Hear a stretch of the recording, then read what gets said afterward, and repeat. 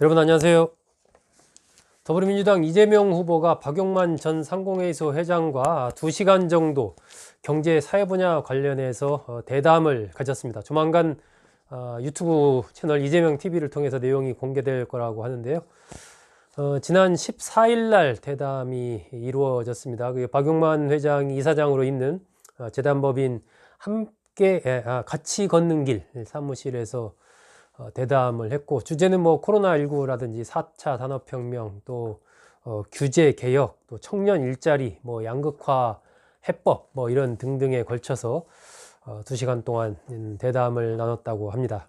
두 사람이 만난 것은 이재명 후보가 먼저 제안을 했다라고 하고요. 중간에 이제 박영선 전 의원이 좀 역할을 해서 대담이 이렇게 성사된 것으로 그렇게 알려지고 있습니다. 지난번에 왜 이재명 후보가 이 3프로 TV에 나와서 거기서 이제 윤석열 후보와 동시에 업로드가 되면서 굉장히 좀 좋은 반응을 얻었지 않습니까? 아마 그런 부분의 후속 조치로 좀 이제 경제 관련된 좀 굵직한 이벤트가 뭐 없을까 이렇게 고민을 하다가 하나 이제 기획을 한 것이 박용만 전 회장과의 대담인 것으로 그렇게 지금 알려지고 있습니다. 이재명 후보가 지난 11일 날 세계 5강 경제 대국을 목표로 한 이른바 신경제 비전을 발표한 이후에 경제계 쪽과 좀 접촉면을 늘리고 있는 이런 흐름입니다. 경총을 방문했고 10대 그룹 CEO들을 만나서 규제를 개혁하겠다 뭐 이런 얘기를 하기도 했죠. 이재명 후보가 이런 행보를 하는 데는 이제 경제를 살리는 대통령 이라는 그런 이미지, 경제를 살리겠다 이런 이미지를 좀 주기 위한 것이 아닌가 그렇게 좀 생각이 됩니다. 2017년 대선에 출마했을 때는 뭐 자신이 일을 했던 공장에서 출마 선언을 하는 등 이른바 노동자의 대통령을 표방을 했었는데, 이번에는 조금 길이 다른 것 같습니다. 이재명 후보가 취하고 있는 최근에 이런 노선들은 결국은 이제 중도에 좀 더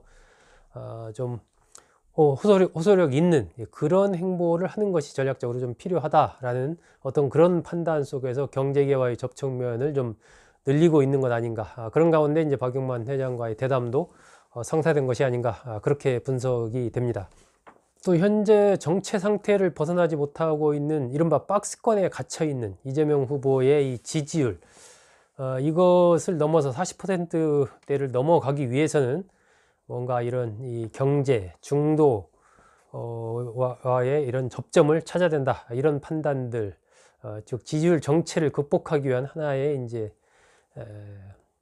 전략적인 판단으로 이런 모임들이, 이런 만남이 이루어진 것으로 그렇게 보입니다. 박용만 전 회장은 지난 이제 민주당 예비경선 과정에서 참여를 권유받기도 했습니다. 당시에 송영길 대표가 뭐 민주당 후보들 또 있지만 좀 외곽에 장외에서 있는 그런 이른바 블루칩 성격을 좀 갖고 있는 그럴 만한 인물들이 참여하는 게 이 경선판을 좀 키우고 흥행에도 도움이 되고 민주당의 이미지에도 도움이 되겠다 싶어서 당시에 이제 박용만 회장에게 민주당 예비경선에 뛰어드는 건 어떠냐 이런 제안을 했고, 거기에 대해서 이제 박 전 회장은 좀 완곡하게 거절한 걸로 그렇게 알려져 있습니다. 과거에 이낙연 전 대표가 국무총리 그만뒀을 때도 그 직후에도 이제 총리 후보로도 거론이 됐었고, 또 홍남기 부총리의 뭐 사임설 이런 게 나왔을 때도 후임 부총리로도 거론됐을 정도로 이 박용만 전 회장은 어쨌든 여권 쪽에서는 계속해서 이제 좋은 어떤 그런 하나의 기대주적인 성격으로 이름이 거론돼 왔던 그런 인물입니다. 그럼 이 대목에서 이 박용만 전 회장의 가계 또 잠깐 좀 알아보겠습니다. 이 박용만 전 회장 상공회의소 회장 지냈고 두산인프라코 회장도 지냈죠. 이 두산그룹의 창업자는 박승직입니다. 이 1896년에 종로 사가에 박승직 상점이라고 포목상이죠. 이걸 내면서 그때부터 이제 두산의 역사가 시작이 됩니다. 지금 뭐 한 126년쯤 된 거죠. 이 박승직 창업자는 이남 육녀를 뒀는데 그 장남이 박두병 전 두산 회장입니다. 이 박두병 회장은 육남 일녀를 뒀고, 이 박용만 전 회장은 박두병 회장의 육남 일녀 중 5남입니다. 5번째 아들이고요. 이 박용만 회장의 배우자는 이제 강신혜 씨인데 강성진 전 증권업 협회장의 딸입니다. 이 강신혜 씨 집안을 통해서 김복동 전 의원과도 연결이 됩니다. 강신혜 씨 오빠가 김복동 전 의원의 딸과 결혼을 했습니다. 혼맥이 이렇게 연결이 되고요.